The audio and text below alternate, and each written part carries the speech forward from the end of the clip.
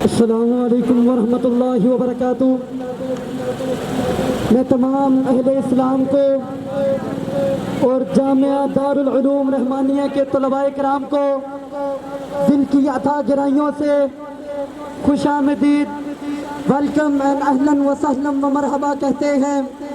और मैं इनसे गुजारिश एंड इल्तमास करता हूँ कि अपने परचम को लहराते हुए अपने हाथ को बुलंद करके पुरजोश अंदाज से, पुरअज़म अंदाज से नारों का जवाब दें। नारे तकबीर। अपने झंडों को लहराते हुए नारे का जवाब दें। नारे तकबीर, नारे तकबीर। पाकिस्तान का मतलब क्या? पाकिस्तान का मतलब क्या? कश्मीरियों से रिश्ता क्या? कश्मीरियों से रिश्ता क्या?